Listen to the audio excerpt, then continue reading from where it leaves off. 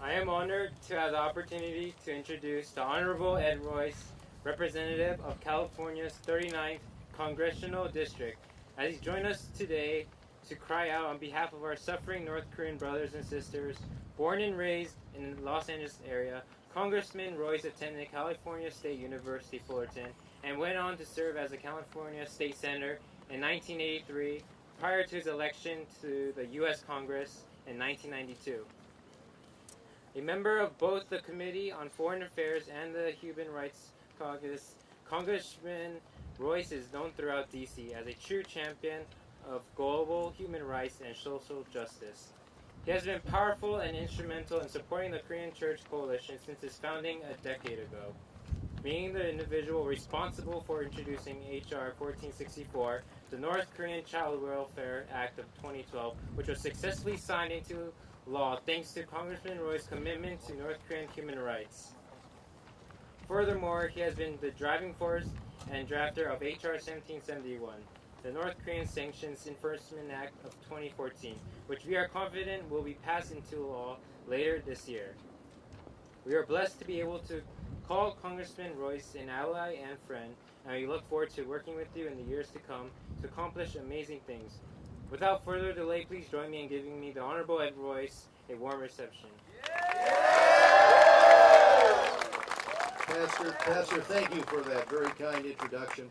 And also I want to thank Sam Kim and Susan Schulte and others here today for a cause which, our hearts really go out once you have an opportunity to ever listen or meet someone who was a victim in North Korea of abuse. And so many did escape through China. And I've had an opportunity over the years, both in the hearings that we've held here to hear from defectors, but also in my trips to South Korea and to China, to hear the individual stories of students like many here, who were on the verge of starvation, who had absolutely no freedom whatsoever, no freedom of speech, no freedom of religion, who sought that freedom out.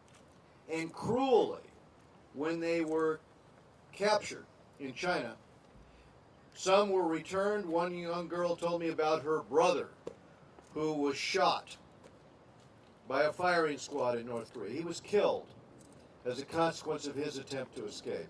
Others, you've heard the stories, sold into sexual bondage, into sexual slavery.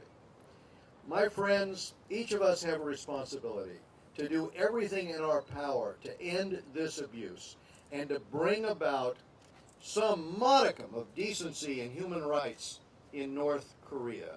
And all of us have a responsibility to send our prayers and to take action on behalf of those over 200,000 political prisoners in North Korea. I can't tell you how, when they testify, those who've survived it, about what they went through, how it tugs on your heart. And you ask yourself, am I doing all I can do?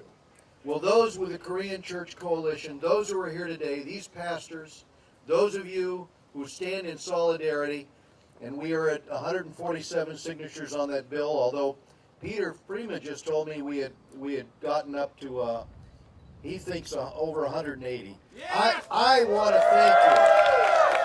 I want to thank you for your work, because in going office to office, and we have co-sponsors here with us, and we appreciate that, you are building the momentum and the support. What do we want? We want full implementation of the North Korean Orphan Adoption Act here in the United States. What else do we want? Full implementation of the North Korean Human Rights Act that we passed several years ago. And what do we want? We want this legislation to put additional pressure on the regime in North Korea so that they feel the heat. What are we asking in return? Simply one thing: that they respect the basic human rights of their people. Freedom of religion, freedom of speech. Let's continue to do all we can, and let me close by thanking you for all that you have done. For the next generation of North Koreans, I was once in North Korea. I must tell you, to see people stunted through malnutrition, to see the the look on people's faces in that society.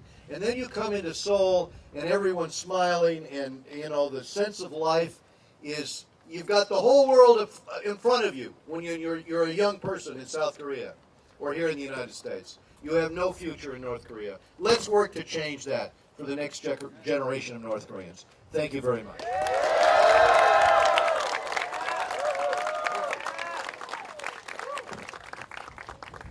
Come up here more. All right.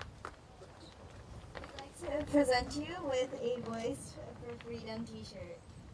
It's an honor. I will wear this. I will wear this in Fullerton, California. All right. Thank you.